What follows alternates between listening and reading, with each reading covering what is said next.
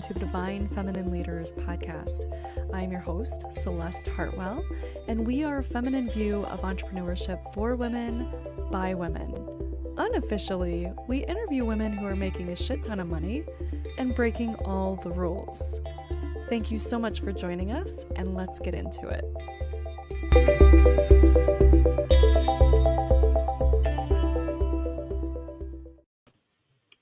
Hello, welcome to this amazing episode of the Divine Feminine Leaders podcast. I am your host, Celeste Hartwell, and I want to welcome you to the show. I'm so excited about today.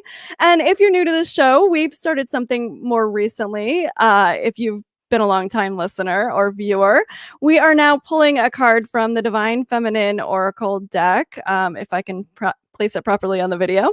And this deck is really amazing. Of course, Divine Feminine, it kind of goes with our podcast title, which is Divine Feminine Leaders. And today the card that got pulled was Queen Esther, the Morning Star.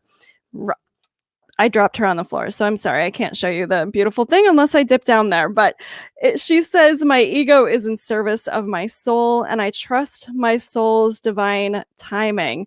I love this because Queen Esther has been coming up for me recently in another book that I was listening to recently, which was talking all about how Esther really represents the full combination of feminine intuition and divine timing. She really took her time when she had to go to her husband and say, hey, there was just this order to kill all the Jews. And by the way, I'm Jewish, which he did not know. And so she really is, she uses her brilliance, her intuition, and she comes up with a plan to save her cousin and her people. So I absolutely love this because divine timing has been coming up for me a lot lately in my life. I'm excited to hear how it comes up in this conversation today. And just to read a little bit from the book, it says that when your soul selects her card, the ego has a timetable that the soul couldn't care less about. When we are feeling stressed or threatened in some way, fear can be exceptionally loud and can inform the ego to work overtime in trying to get something accomplished or to manipulate something to happen. The natural flow of energy that's always at work behind the scenes, the universe's capacity to assist us, then gets blocked. When we are in service of love, we are following the dictates of our soul. And when the ego is in service of the soul, divine timing ensues. Esther mastered this art. Even under extreme duress, she listened wisely to her soul. She became a queen by letting her love for her people inform her feminine intuitive powers.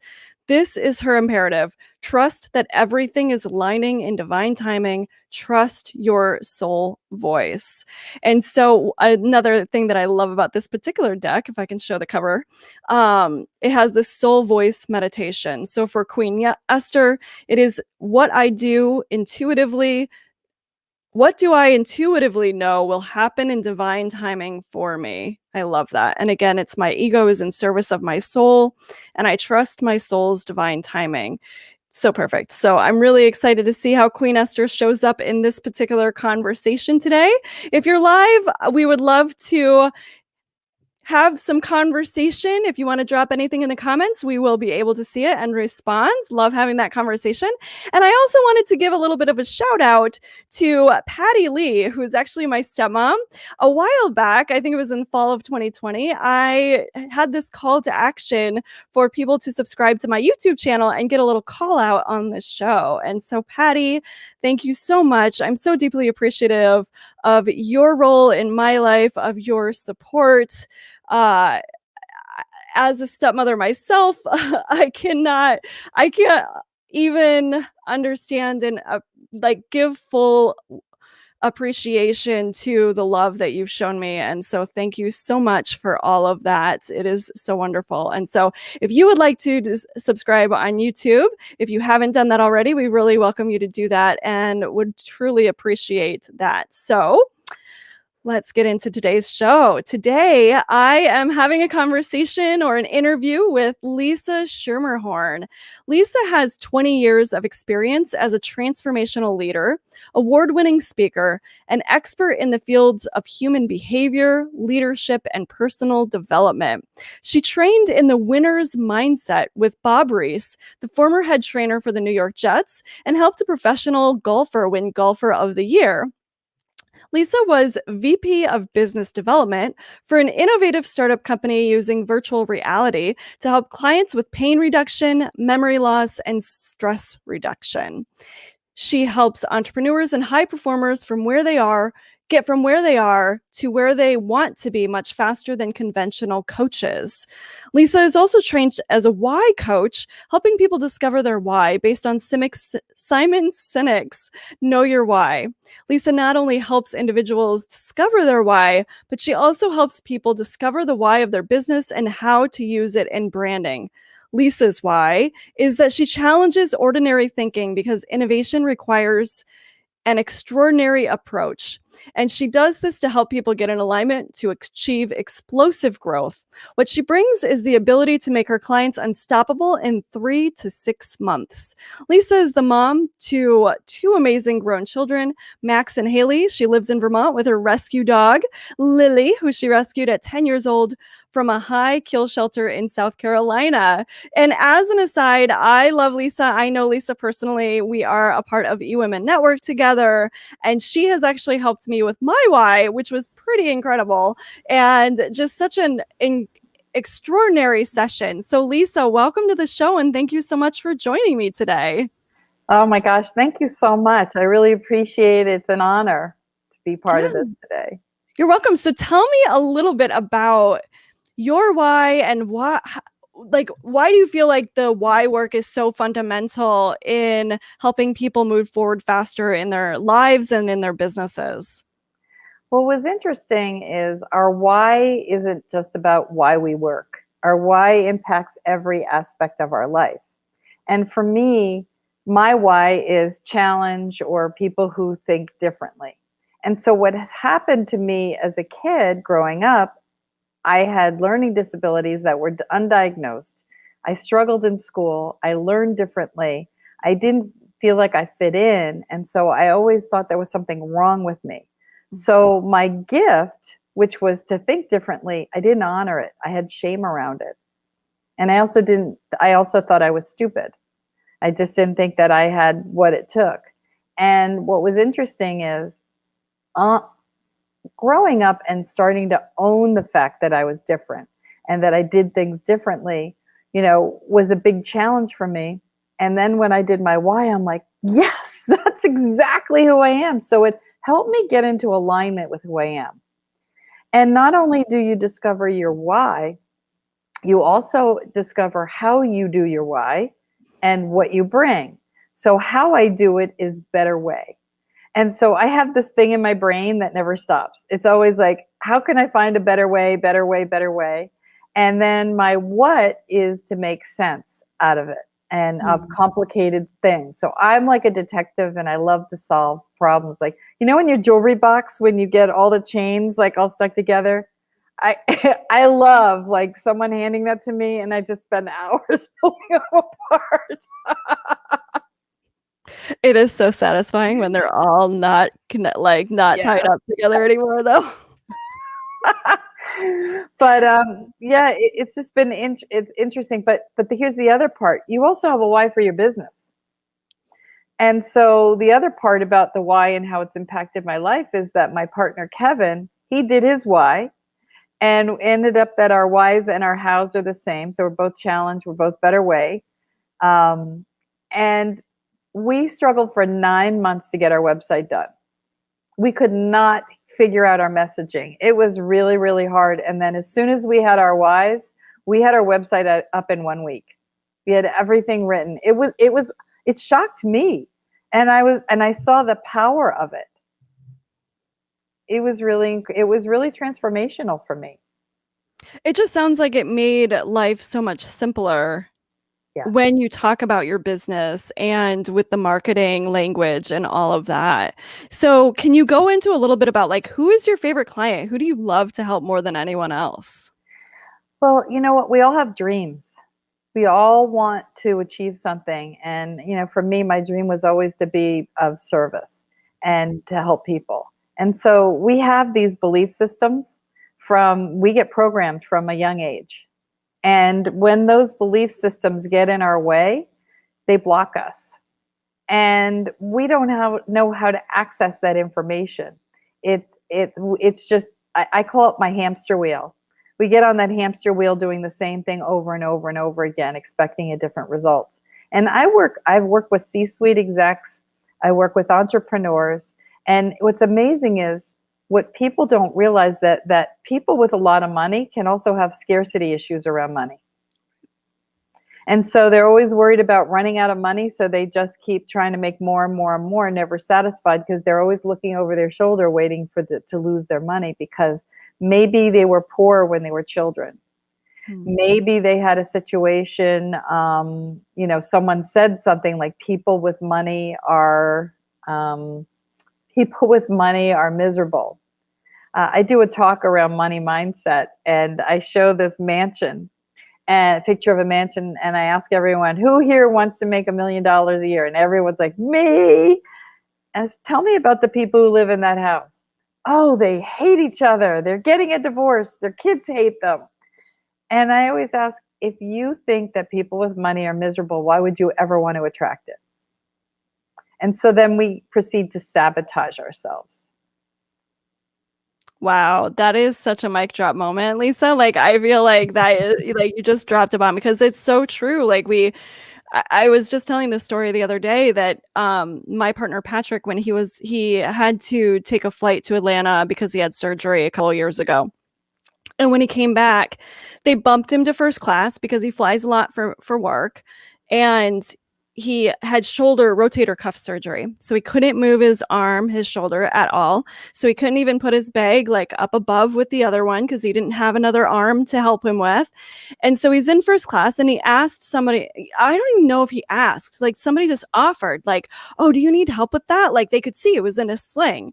And he came home and he looked at me and he goes, wow, they were just so nice. Like, I said, what did you think? Like, did you think that the people in first class were assholes? Like, did you literally think that they were mean? Because I think that like what it's such a commonly held belief, right? Like I heard a lot when I was in corporate, which was it's lonely at the top, right? Like, and isn't that a fascinating belief? If you believe that it's lonely at the top, then why would you want to be there? Exactly. I always say it's lonely at the top because you're lonely with your own ego. It doesn't have to be. If you're stuck in a belief around that you're going to be lonely at the top and you're unrelatable and that you're only going to have people around you that are going to tell you what you want to hear, not the truth, that's on you because you set that up. And so being a leader that's approachable and being a leader who has, gives people that permission to speak, you won't feel alone. It's all ego driven. Yeah, exactly. Sorry, I had to take a sip of water and lower my desk to sit down. I'm not feeling the greatest all of a sudden. Oh. So we're just going to keep going. But I just needed to like sit instead of stand. Yeah, I find that so fascinating. So I want to get a little bit deeper here and let you talk a little bit since I am feeling a little bit queasy. So tell me a little bit about, I know that you and I can talk all day on the spiritual stuff. Yeah. So how does that factor into your business? Well, it was really interesting when you started talking about Queen Esther and divine timing. And one of the things that I have done with my life is I have learned to depend on divine timing. And so with that, I learned to listen to my soul and learn to communicate not communicate, but really go inward and look for signs. I have completely learned to look for signs. And those signs started years ago, 20 years ago. And I remember listening. I was at an event where a friend of mine, it was Halloween, and she was having a psychic come to speak. And instead of having a psychic, she had someone who did angel messenger. And I went to see her, and I was like, that's a thing. Like, that's a thing. I didn't know, like, they were beings. Wasn't raised with that. I'm like, you could ask and you could receive. That's so amazing. It was like trumpets went off in my head. And I went up to her afterwards. I said, I'm feeling really compelled to study with you. So I did. And I studied with her, and we had a group, and we studied each week. We would pick a number of angels and ascended masters that were in this book, and we had to pick one to study with, and miracles were happening within the group. Miracles were happening to me. I was asking and I was receiving, and I was like, this is so cool. And then I became a hypnotist, a hypnotherapist, because of this woman, Karen Polino. She's why I got into this profession, because I had a breakdown. I was suicidal. I was struggling, and I was going for therapy sometimes 2 to 3 times a week, and nothing was helping. Nothing was helping. I felt completely alone. I did not know what to do with myself. And from there, what I did was I started going deeper, because when you're talking like we are, our brains, and forgive my ADD starts in, so I'm going to hop. So you feel free to reel me in if I start. Oh, I totally will. I totally will. All right. So our brain frequencies, right now we're at beta, which is kind of like this. When you're a child, your brain frequency is more like this. If you think about all the things that you have to absorb at a very deep level. And one of the things that I learned, that's where our trauma and all our beliefs are stored. So when you're doing talk therapy, which is very useful, I've been to therapy many times, but there's a time and a place for it. There's a time and a place for it. But right. For me, what hypnosis did for me was getting to the root cause. I could go deep and instantly go to an event that caused me to have issues with belief systems. And then what I call this time travel for your emotions. So it's like, you can't change what happened, but we can change the way you think about it. So you go back to the event, you release the pain or whatever that dysfunctional thought is that's been running your life, and you replace it with what you wish you could have had instead. And I always say, you are your own best, healer. So you know the answers. I just hold space, and you are the one who comes up with all the answers. And what's interesting is you just have like a 1% shift. There's a trajectory that happens over a period of time, and people have some really amazing transformations. Some people can transform in one session. I see it all the time. And some people, depending upon how deep it is and their own resistance, because we can get attached to our wounds as they define us, and then we don't know who we are without them. I had the need to worry, and it was so prevalent. All I did was spend 6 to 80% of my thoughts were worrying about things that hadn't even happened yet. It was crazy. That may never happen. That right? may never happen. Yes. Right. And when I worked with my mentor, he's like, Lisa, you're a relatively intelligent person. Don't you think if something actually happens, or when it does, you'll be able to figure it out? And I was able to release it, but I walked around for 2 weeks. I couldn't think straight because I didn't know what to think about.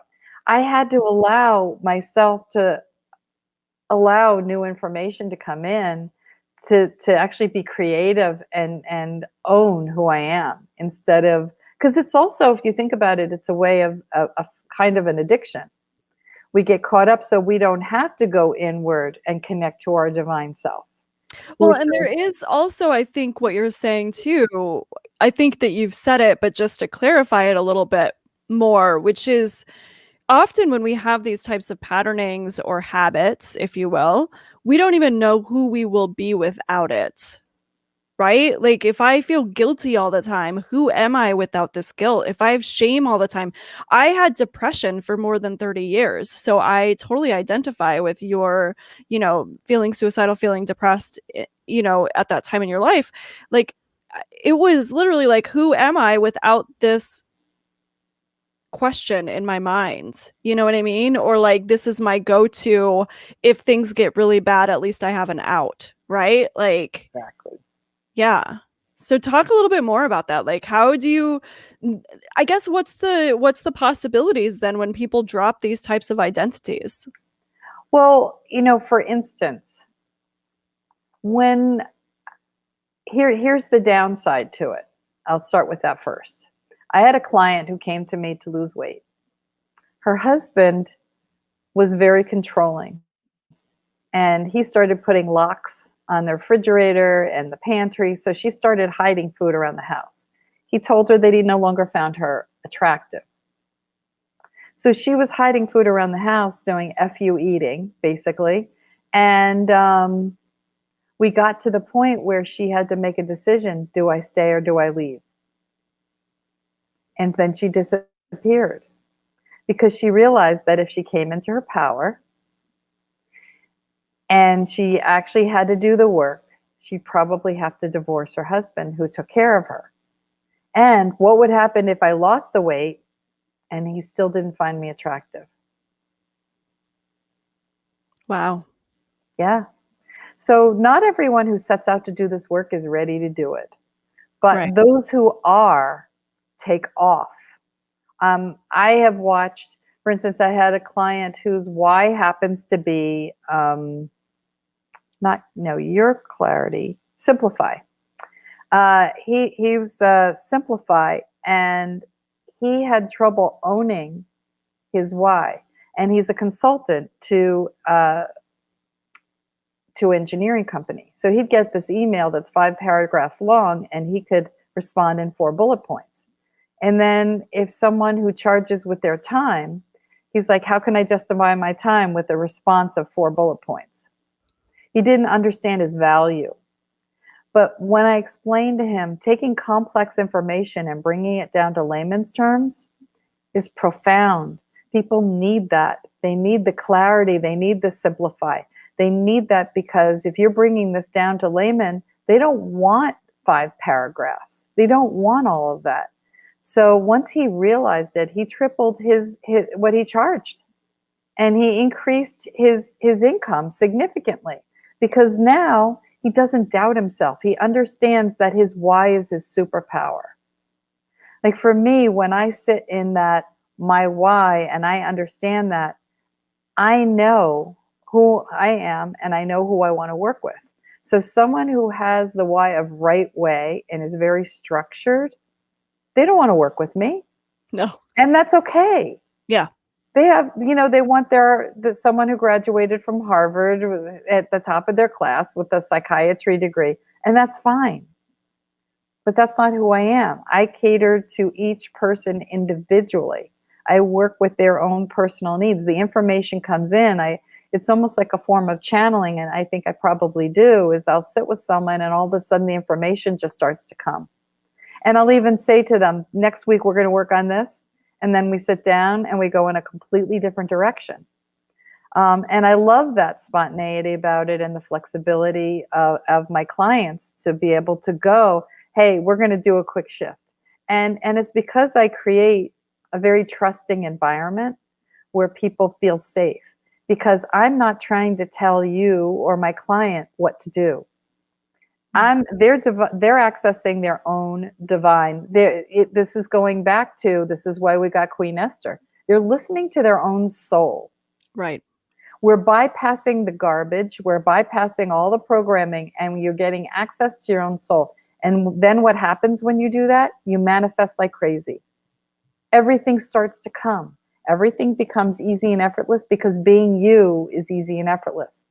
People have the limiting belief that work should be hard, work till 10 o'clock at night.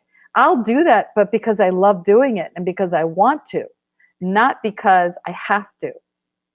I love that. I just want to like spin on that for a little bit. Lisa, because that's been a big realization in my life recently. So I just feel like somebody's going to get value out of this conversation, which was like I worked in corporate for many years. I was a workaholic. Like work was my distraction, right? Like that was, and I would berate myself about it. I never was good enough, you know, blah, blah, blah, blah. Somehow I climbed the ladder. I don't know how I got so high, hating myself the way I did, but somehow I did. Thank God. But then when I left, I had a coach at one point be like, well, Celeste, like just work your 40 hours in your business like you did in corporate. I'm like, I never just worked 40 hours in corporate. Like, I don't know what you're talking about. You clearly did not know me then because like I was the woman to stay until 10 p.m. if we had nothing else going on at night. And especially so I just have that workaholic in me there, you know, just whatever, it was escape mechanism. When I went through traumatic events in my life, I would turn to work, right? And that was where I would go. And so anyway, I say all of that to say that then when I left corporate, I kind of went the other direction. And I was like, I am not working past 5 or 6 o'clock. I am not working weekends, right? Like I got a little belligerent on the other side of things. And now it's almost like the pendulum had to swing for me. And I think it does for any corporate refugees. But like, we need to like then come back to center and be like, well, if I'm really inspired to do this thing in this moment, it doesn't make it wrong. It doesn't make it bad to listen to what our desire is, what our intuition is, and what our passion is, right? Like, I think that's so key. So I love what you're saying. You're like, yeah, sometimes I do want to work until 10 o'clock. Myself, there was a night a couple weeks ago where I get my second wind about 9 p.m. That is just when I get a lot of energy. And I literally worked until 3 a.m. that night. And I had to finally just tell myself, it's time to go to sleep. You got all the things done that had to be done right now. You have to go to sleep. But I could have worked continuously after that just because I was so lit up on fire. And I'll just name it. I think that for some people who are newer to entrepreneurship or still trying to figure out what their boundaries are in their business, I think there's a difference between working with intention of like, I'm just doing this because I'm so excited about it right now versus I have to do this thing in order to be successful. Right. And so I just want to hear a little bit about you, like what you think about that. And what is success? Right, girl. What is success? Because how many times do people turn around and they're like, I just want to achieve this. And then they achieve it. And then next. It's like a tick, tick, tick. And so, you know, when you talked about, you know, hating yourself, that whole thing, that workaholic it's a distraction. And when you're doing it for you instead of doing it for others, it makes a huge difference. It's a huge difference. And it's that wounded of needing approval for someone else. And it's a very different mindset from working from corporate to working for yourself, because the only person that you get the approval of is yourself now. Yes, you have your clients that you have to work for, but you are the one who ultimately has to take care of yourself and your business. Sorry, the UPS truck just showed up. Thanks, Lily. Lily, it's okay. This is the dog that never barks. Only on podcast interviews. It's perfect. Everybody loves that. Yeah, the last podcast I was on, I had a cleaning woman who was flushing the toilet the whole time. I remember I saw your post about that on LinkedIn. That was hysterical.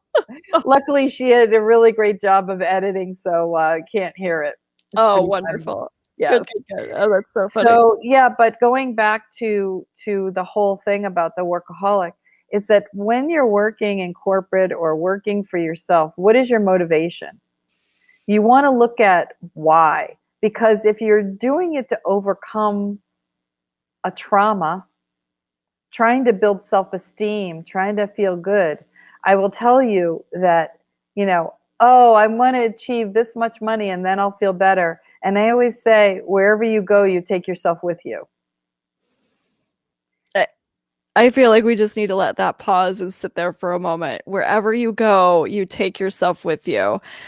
Lisa, the first time that I heard someone say that was when I was in corporate, and it was my boss for my last corporate job.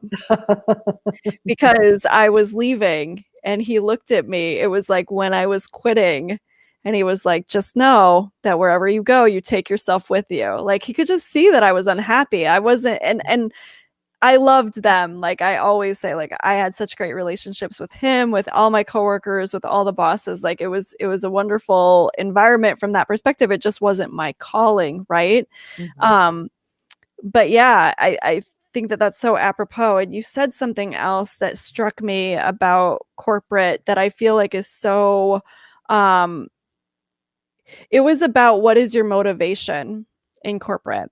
And I think about that a lot, even in the entrepreneurial world, which is like, what is my intention?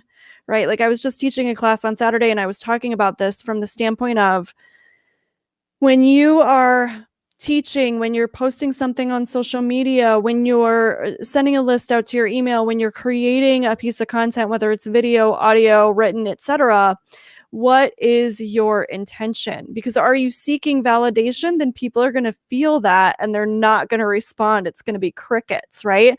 But if you're doing it from a place of like, I just feel called to do this. I have to do it for me. Like you were saying, like working for me, I'm doing this for me. Like the people get excited then. Yeah, validation is an empty space. And I will tell you, I got involved in a nonprofit years ago. There was a bullying incident, and I ended up and I didn't even want my son to play football, but I didn't like what was going on. And I ended up starting a football team that was safer for kids because there was some really horrible stuff going on. And I threw myself into this. It was 24 hours a day. I raised $10,000, had 120 kids signed up, and got all the fields and had to fight the other football team. It was a nightmare, but I did it. But I never felt full because I realized that my motivation was, and I didn't realize this till years later. My motivation initially was because there was a boy who was beat up in front of the coaches. No one did anything about it. And the ambulance came, took him off the field, and it was coaches, kids, and star players. And I was bullied a lot as a child, and no one ever stood up for me. And so I had this calling that I suddenly became bigger than me, that I had to save this child. But what I realized was my motivation was I was saving me. And the more I worked, but I didn't heal that. It was this empty thing inside of me. So I kept working and working and working. And I was doing the work of 10 people. And everyone's like, Lisa, you're doing such a great job. We love you. And I would go home feeling I'm so not appreciated. I'm not. It was nuts. I was beating myself up and beating myself up. And I'm like, I have to get off this. It was 10 years of that. And I finally was like, I loved the organization and I loved the people and I loved our mission. But I knew that my own personal intention was coming from an unhealed wound, and that I had to fix that. Otherwise, I was never going to be happy.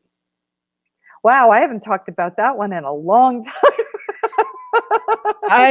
I always believe that whatever's meant to come up will come up. So I love that you're sharing this because I think it's so transferable to when we're in business for ourselves or when we're working a job. And it's like, why am I writing this report? Why did I, when I think back to my corporate life, like, why did I step in and say that I would do this project? Why, you know what I mean? Like, was I doing it because I really wanted to do it? Or was I doing it because it's going to make me look a certain way? Right? Like, I'm going to look like I'm amazing. I'm going to people please. I'm going to make everybody happy. Like, I'm going to whatever, and then never feel satisfied by it. Right? Like, never feel, like you were saying, like, never getting quite enough of the validation that you really were looking for from that. And the other part of it is when there's such a different mindset. Now you personally have gone from the corporate world to being an entrepreneur. And when you're in corporate, you are like, I'm going and I'm doing my job. I don't have to worry about payroll. I don't have to worry about insurance. I don't have to worry about all that. Everything is taken care of. So for some people, that's a very safe place to be. So when they can have all those things taken care of, and then they're free to be their creative self and to really take off, depending upon the structure of the company and their bosses. When you're an entrepreneur, you're in control of your own destiny.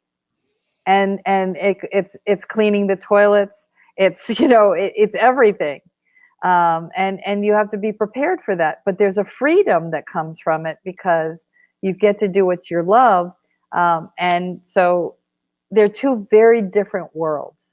Well, it's such a double-edged sword too, and I will say, like, going from corporate into entrepreneurship, I wish I would have I wish I would have had me now at that moment, right? Like, it was literally 6 years ago that I left my job, 6 years ago this month, and left an 18-year career, right, to do something completely different, and I wish I would have had somebody just going, you need some space. I think we talked about identity before, right? Like, you need some space to grieve the loss of this identity of who you were, and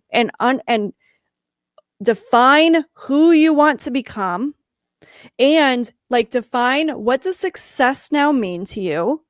And like you were talking about, like going to work, like, yeah, you get a job. You don't have to worry about payroll. You don't have to worry about anything. The only thing that I really had to worry about, yes, I had to worry about getting my work done on time, and the projects that I was in charge of and all of that, and managing, all the things that I did. But the most like the most that I had to worry about when I was like negotiating was like when I was looking for a different job or looking for, like a promotion or whatever, which I did a lot. I did a lot of. And I got better at learning how to promote myself, sell myself, all of that in the corporate space. But then I did not know how to sell myself in business in the beginning. And there's a difference between like putting a value on, you know, a lot of times in corporate, like other people are putting a value on you, right? Like they've determined what the dollar amount is for that particular job. And whether you want to apply for it or not, whether you have the qualifications, and then you do it. But when you become an entrepreneur, all of a sudden it's like, oh, I have to determine my worth and I have to like deal with this. So I'm tying this into like, I'm curious. I think divine timing with the Esther card is perfect again. Like, I think everything comes in perfect timing. But I'm also curious about your work with people, about helping them with that, because that is such a big thing as an entrepreneur or as somebody who's going for a promotion and climbing the corporate ladder. Well, here's interesting, going back to divine timing. You had to go through those lessons of working in corporate because you needed certain skill sets in order to have the confidence to branch out on your own. So it would be nice, like, I wish that I could be me now, starting out, 20 years ago with all the wisdom I have now. I'd be a very different person. I would have had a very different life. But that was the whole journey of the lesson. And you have a tremendous work ethic and you have tremendous wisdom from your experiences. So, I always say, we needed those lessons. We needed that. And also, selling for someone else is a lot easier than selling yourself. It can be very painful to come up with your own self-worth and value it. And that's a mirror for you to understand. It's like I remember when I first started, because I was coming out of that depression, and my mentor was telling me, go ahead and start charging now. And I was like, what? Who would ever want to come to me? I mean, I remember my mindset. This was over 20 years ago. Who would give me money? There's so many other people who do the same thing. Who would want to pay me? The next day, I had my first client personally knocked on my door at my house and said, I'm going through a really hard time right now, and something told me to stop. They were riding their bicycle by my house and asked you for help. And the night before, my ex-husband and my son were helping me get my office ready. I was setting up an office in my house. That's divine timing. That is like, okay, now I know this is what I'm supposed to do. And then I realized that I didn't want to have strangers coming in and out of my house. And then instantly an acupuncturist showed up, and she said, oh, I have 2 offices. I don't use them all full time. You can rent one. And there I started. And I've learned to trust that now. And that instinct has taken me around the world. I have had so many miraculous stories when you learn to trust that gut instinct and that intuition that comes in. Because here's the thing, ego and intuition does not make sense. You're going to make decisions that people are going to say you're crazy. You're absolutely crazy. You have no right to do that. And then you do it, and people are like, whoa, whoa, what the Yeah. heck? Where did So that come from? I Yeah. love that. And I just want to like give Marie a shout out. Thank you, Marie. Yes, hi. She says hi to Celeste and Lisa and says, wow, that really is divine timing, Lisa. I think that's so true. I mean, I love that. I think that when you were talking about that intuition and like the divine timing and all of that, it just comes to me as like that is the divine feminine for me. And that is, I think, the mission of not only this podcast, but also my business, which is bringing the divine feminine back into business, bringing in that intuition, right? Because like you said, like that instance, that those magical moments have taken you around the world, right? Like when we really follow our gut, which our intuition, our internal knowing, it doesn't always make sense. In fact, honestly, it almost never does. It only does when we finally teach our mind to like take a back seat, right? Like we've done this before. It worked out. Well, what's interesting is you talk about the divine feminine, and people will automatically possibly think about feminism and, that whole thing like I have to be tough and I have to come in and roar, like that Helen Reddy. But, the time you had recommended that book, Keys to the Kingdom, I've been listening to, I'm not that far into it. But what I realized, the key to the divine feminine is really about holding space and allowing everyone to flourish and to understand what makes each individual tick. That is the true wisdom of allowing instead of trying to control. I love that. So for anyone who has not heard of that book, it is Keys to the Kingdom by Alison Armstrong. It's part of a two book series that's kind of a story talking about how men and women are different. And it really is about like, how do we hold space for men without berating them for not thinking like women and being like women? Because they're not, they're different. They think differently. They have different hormones, like they're not a different species in that we're all the human species, but they're literally a different gender. Like it's so different. And I recognize so much. I was married for almost 30 years, and I recognize so much of it. And, she repeats in that, don't beat yourself up about certain things because we didn't know. There were a lot of things that I intuitively did know that I was actually patting myself on the back going, yeah, Lisa, you handled that perfectly. That's how she said. But there's other aspects that, we just do the best we can with what we have. But I was so impressed with, really, we do so much as women to better understand women, right? There's so many of these women's organizations, but there's not a lot to help better understand what makes up a man and what makes them different and how to relate to them differently and how to honor them, because the divine feminine and the divine masculine need to be honored, because we all have a masculine and a feminine within each one of us. Yes. And so you can have females with their divine masculine way out of whack and their divine feminine low. I can't tell you how many women tell me that they associate the feminine with being weak. So they take on the masculine. So they become a man instead of being a feminine warrior, which is a very different energy. It's very different. I could really talk about that all day, Lisa. I hope you know that. I know you can, but I was just touching on that because we are so different, but yet we need to come together and join together and honor our masculine and our feminine. I agree. I could not agree more. To me, it's the same thing as what I was talking about before. Like when I left corporate, it was the pendulum swing, right? Like I went completely masculine in corporate to completely feminine and following my intuition. And then I kind of had to come back to center, right? And marry the two back together. Marie says, yes, we all have a masculine and feminine dimension in us. It's so true. And I think that, yes, as women, we have really thought that feminine means weak, right? Like our boys insult other boys by calling them girls. Don't be hit like a girl, run like a girl. Don't grow like a girl. And I have to say, there's a Esther there. She said, yes, we all have That a is Marie. masculine. Oh, is it Marie? Oh, I Yes. see. She goes by Yeah. Esther. Yeah. Yeah, her first name is Esther on Facebook, but she goes by Marie. So yes. All right. All right, because I was like, who's Marie? I see Esther. Thank you, Esther. How appropriate with the card you pulled. The Queen Esther card. Yes. Marie, I don't know if you saw at the beginning, but we pulled the Queen Esther card. I picked her up off the ground. So yeah, she's beautiful. So yeah, I love this. I mean, I think that also when we talk about, to tie back to like our why and why it's so important, when we share our why, when we share it from our heart, to me, that is the feminine too, right? Like it is how,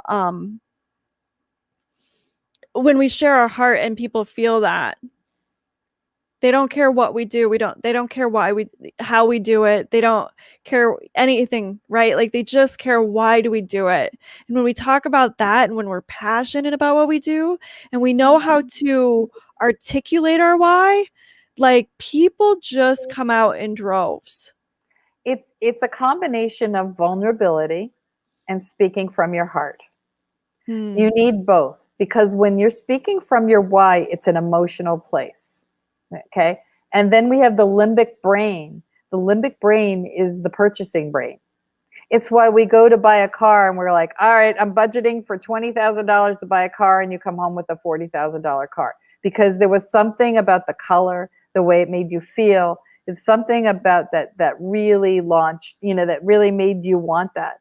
And that's how we have to do that in our business, when we explain our why. Like I got into this because I was searching for help, because I had nowhere to go. I became the person I needed 20 years ago.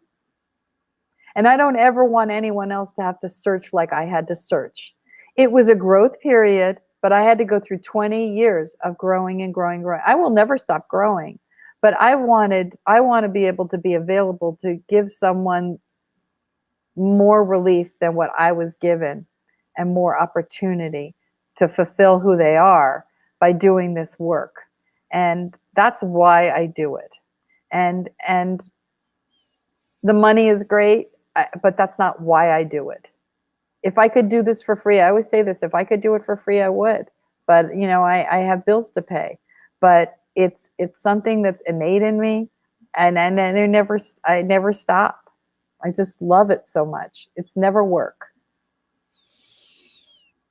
I love that. I feel like that's just a beautiful summation of the entire conversation, Lisa. So I oh my God. And I know that you and I could literally talk for 2 hours. In fact, that is why we're creating a podcast together. So if anybody is interested in seeing Lisa and I on an ongoing basis, we are going to be launching a podcast in July. We don't have a date yet, but it's called the Ease of Business Podcast, where we are going to be talking about books. And so it just felt apropos to give a little plug, because Lisa and I can talk forever.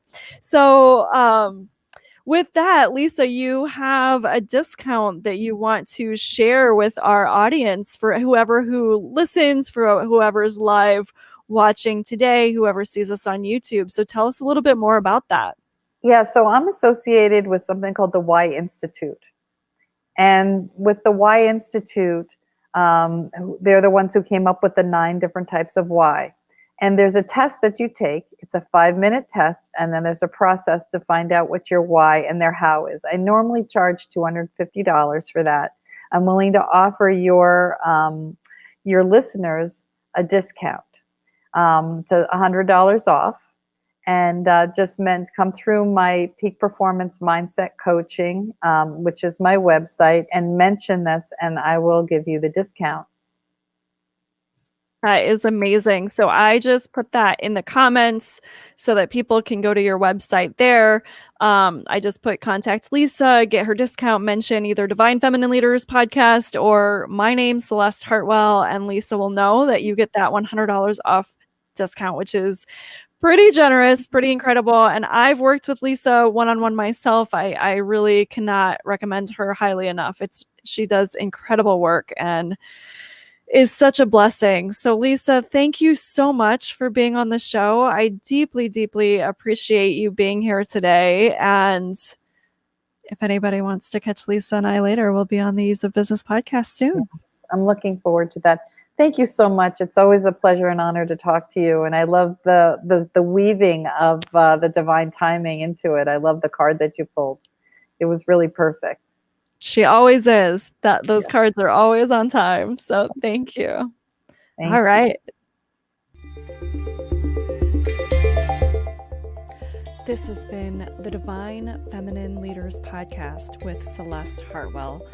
Thank you so much for joining us today. There are hundreds of thousands of podcasts out there, and you have chosen to spend your time with us.